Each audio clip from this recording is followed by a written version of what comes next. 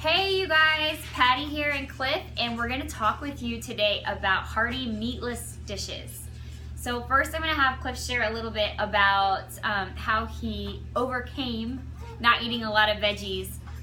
So go ahead. Yeah, so for all of my life, for 30 years probably, I ate like a 5-year-old child. And so I ate pretty much meat, processed foods, and that was it. It was very rare that I would get veggies in my diet. And then whenever Patty and I met, she started teaching me about nutrition, and she started showing me different ways to get more veggies, more nutrition into my diet.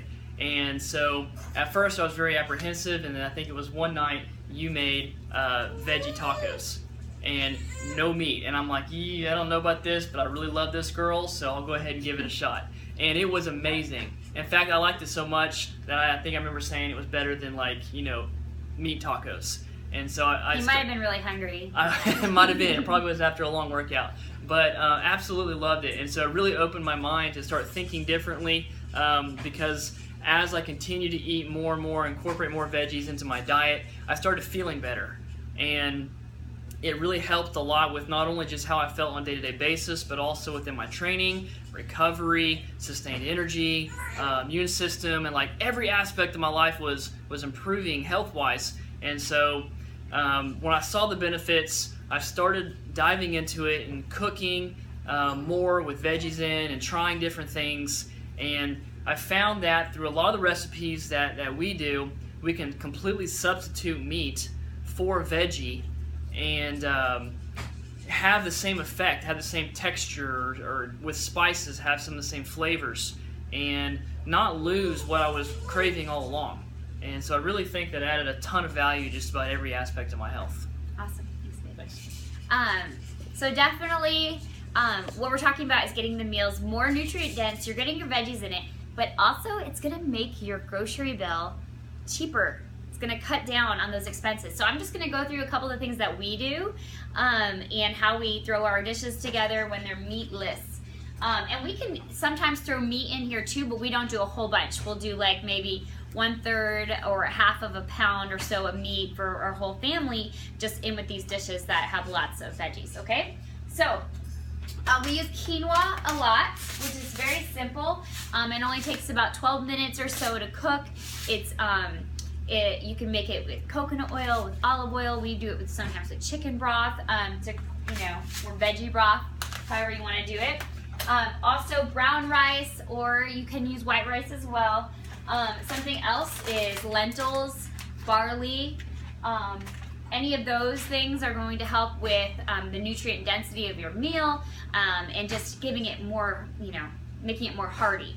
So in with those are quinoa, brown rice, barley, any other grain. You can put like your protein, right? You pair your beans with it. So we use a lot of like black beans. We've got like the big old thing here. Chickpeas are great, kidney beans, and then I mentioned the lentils, which are awesome. You can put them in a lot of different dishes. So I can share a lentil recipe in the comments below if anybody wants that. The other thing is we put a lot of veggies in these, okay? So he talked about how the texture is really similar to something that's, a bit, meat-friendly dish. And a lot of times we'll put peppers, onions, and mushrooms. Mushrooms are very hearty. So we get like the big things of mushrooms. You can see that. And we might go through 2 of these in a week. And we put them, in dishes with, like I said, sauteing on peppers, onions, olive oil. And depending on what the dish is, in with the grains and the beans, okay? So another thing we do is our pasta. We do a lot of times whole wheat pasta, and we make it meatless as well. We put lots of veggies in it. You can also put beans in the pasta. It's really good with different spices.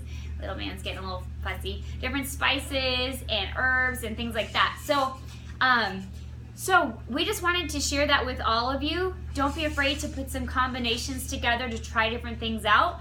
I recommend, trying a new grain if you can, like every week or so, just kind of explore and experiment on things. So if you have questions on any of that, on any meatless dishes, anything that you are wondering about, we do not do like tofu and things like that because it's a highly processed product. You know, but yeah, so we just stick to the basics on stuff.